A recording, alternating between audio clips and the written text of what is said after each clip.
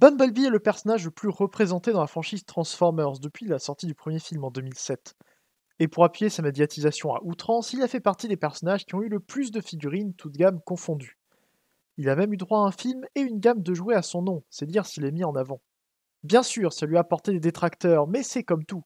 J'ai été pendant un moment intéressé par ce côté anti-Bumblebee du fandom, mais je sais maintenant qu'il n'y a rien de bon à ne pas accepter la tournure actuelle de la licence. Et ça m'aurait fait passer à côté de beaucoup de bonnes figurines. Parce que si Bumblebee a eu beaucoup de jouets, il a aussi eu une quantité considérable de molds. Je ne suis pas loin d'avoir tous les molds de luxe du personnage sortis pendant les 3 premiers films, et il y en a beaucoup. Mais aujourd'hui on ne parle pas de ça. Aujourd'hui je présente une figurine particulière, un géant parmi les Bumblebee, et parmi ma collection en général. Il y a beaucoup de choses à dire, donc j'essaierai de faire vite. Bienvenue dans ma review du movie Ultimate Bumblebee. Voici un Bumblebee de classe Légion de Dark of the Moon, l'un de ceux que j'ai dans le moins bon état d'après la qualité de la photo. En passant à la classe supérieure, voici le Hunt for the Decepticons Battle Blade Bumblebee, un de luxe qui, bien sûr, montre à quel point le Légion est petit. J'augmente encore la taille avec le Dark of the Moon Human Lions, qui s'approche de la taille du Masterpiece Movie dans ce mode. Et un cran au-dessus, on a le Leader Class de Dark of the Moon. La différence avec le Human Lions n'est pas très grande, mais ça se sent plus en main. Une fois arrivé dans cette classe, on a une figurine d'une grande taille. Mais pourtant, le Ultimate est encore plus grand. S'il porte ce nom, c'est parce qu'il s'agissait du plus grand jouet transformable de la gamme. Bumblebee visait à reproduire fidèlement l'aspect qu'il a dans le film, dans une échelle plus grande que n'importe quel autre, et avec un aspect robotique bien aidé par des sons, lumière et mouvements intégrés. Plus qu'un robot trop grand pour être mis avec n'importe quel autre Transformers, ce Bumblebee est une boîte à gimmicks que je ne pourrais pas présenter ici, mais dont je parlerai plus tard. Et comme vous le voyez, il est au Leader Class ce qu'un Deluxe est au Légion. Ce Bumblebee est gigantesque. Puisqu'il est sorti en 2007, il reprend les détails du concept de Camaro de l'époque, plutôt que les versions de série qu'on peut voir sur le Masterpiece ou le Studio Series. Les différences, ceci dit, sont assez minimes. La voiture est assez jolie, mais son volume l'aide beaucoup pour qu'on l'apprécie. Il y a beaucoup d'applications de peinture un peu partout, mais les détails moulés sont assez superficiels pour rendre compte de grandes pièces simples de plastique, plutôt qu'un modèle réduit plus réaliste. Malgré les pneus énormes en caoutchouc, il perd de sa qualité dans ce mode à cause de vitres peintes en gris. Je n'ai peut-être pas évoqué dans mes précédentes vidéos, mais je préfère des vitres translucides plutôt que des applications de peinture, surtout comme ici avec du gris qui tire sur le marron. Mais à part tout ça, c'est plutôt pas mal. Le plastique est un jaune un peu pâle mais pailleté, et les phares et feux arrière sont transparents pour qu'ils soient éclairés lorsque les piles sont encore utilisables. En fait, si on a le malheur d'avoir encore les piles dans ce Bumblebee, je peux vous assurer qu'il ne se taira pas. Le moteur se déclenchera à chaque fois qu'on bougera les roues. Je n'ai pas essayé, mais apparemment le bruit du moteur suit la vitesse de la voiture, ce qui est une très bonne idée. Mais encore une fois, je n'ai pas mis les piles, et à vrai dire, je ne les ai jamais mises dans ce jouet. Mais ce n'est pas parce que je l'ai débranché que Bumblebee ne peut rien faire. Enfin, ça reste une simple voiture, mais il a quand même une fonctionnalité, puisque les portières s'ouvrent. À l'intérieur, on voit juste un énorme bloc qui contient les éléments électroniques pour les gimmicks, et côté conducteur, le bouton qui permet de l'éteindre, l'allumer ou le mettre en mode démonstration. On est loin de l'intérieur détaillé du Human Lions qui est sorti 2 ans plus tard, mais après tout il ne visait pas le même but avec les deux figurines. Mais au moins l'ouverture des portières peut être utile. Avec sa trentaine de centimètres de long, Bumblebee est à peu près à l'échelle avec les figurines Marvel Legends, Star Wars Black Series ou encore Power Rangers Lightning Collection. J'espère ne pas être le seul à qui cette échelle approximative plaît, et c'est pour ça que je la mentionne. Et puisque Spider-Man est là, il peut m'aider à retourner la voiture pour montrer, 11 ans avant qu'un film ne le prouve, que le dessous de ce Bumblebee est tout à fait correct, avec cette tête qui regarde constamment la route. On voit les tibias et un peu l'énorme pièce centrale du robot, mais ça n'est pas le plus gros problème de ce jouet. Au moins d'ici, on voit les efforts de peinture pour rendre ces pièces plus détaillées. J'ai assez parlé de la voiture, il est temps de passer à la transformation. Elle n'est pas particulièrement complexe dans l'idée, mais la taille et la solidité rendent le tout très galère à faire.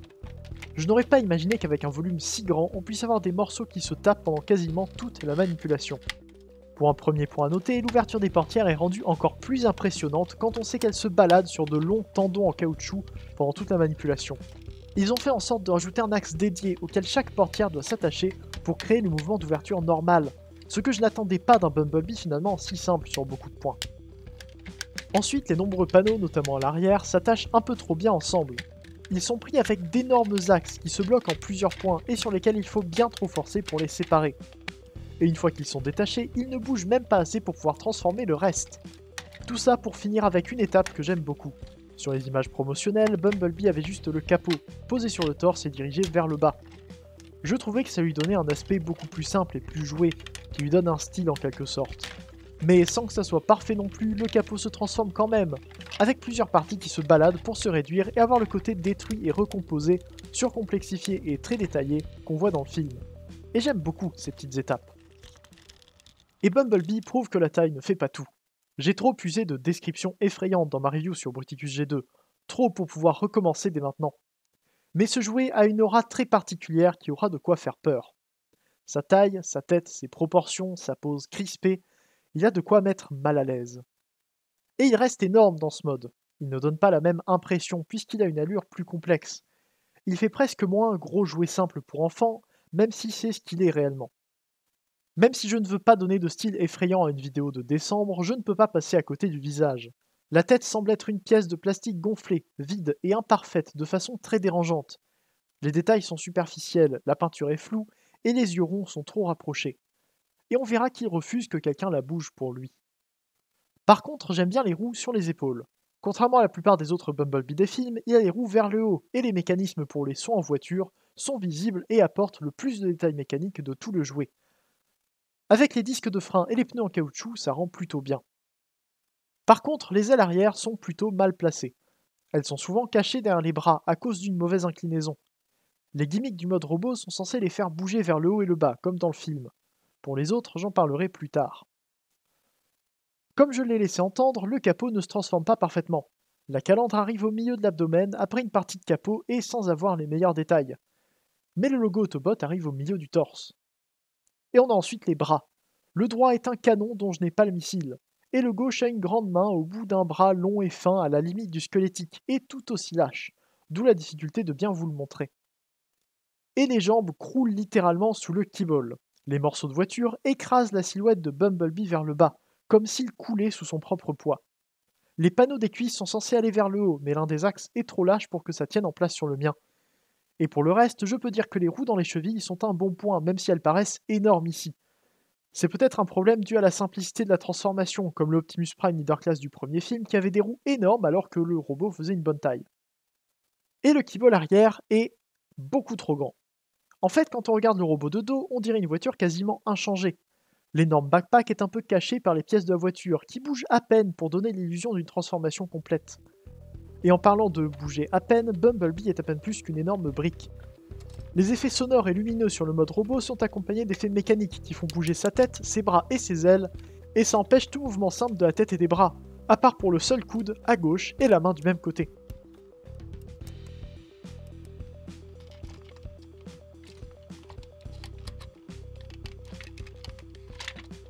Pour les jambes par contre, on a des articulations standards mais plutôt limitées.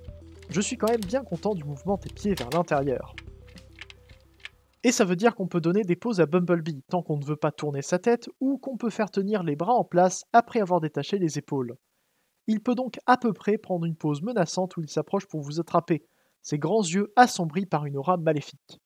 Mais j'avais dit que je n'allais pas partir vers des considérations trop sombres dans cette vidéo, donc je passe aux comparaisons avec les Bumblebee grandissants.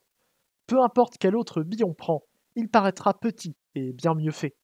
Moi qui viens d'avoir Bumblebee Studio Series, parler du Ultimate me fait toujours bizarre, tant en taille qu'en qualité visuelle. Et Spider-Man conclut la review à Bumblebee pour montrer un peu mieux sa taille par rapport à un humain. Est-ce que je le conseille? Seulement pour la culture en quelque sorte. Bien sûr, avoir une voiture si grande est très amusant pour quelques photos et juste pour avoir un jouet énorme, mais c'est un peu tout. Il est trop grand pour être agréable à transformer et ses détails ne sont pas assez précis pour un robot de cette taille. Bumblebee est donc une bizarrerie d'une époque révolue où les robots pouvaient être grands et complexes. Et est-ce que c'était mieux?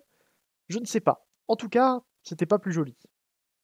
Merci à vous d'avoir regardé la review, j'espère qu'elle vous a plu. Dites-moi ce que vous avez pensé de la vidéo et de la figurine en commentaire et abonnez-vous si vous voulez en voir plus à l'avenir. Faites un tour sur mon YouTube si vous voulez me soutenir et sur l'arche sur Discord pour parler avec d'autres personnes. On se retrouve bientôt pour une prochaine vidéo, c'était Leader, fin de jour et salut.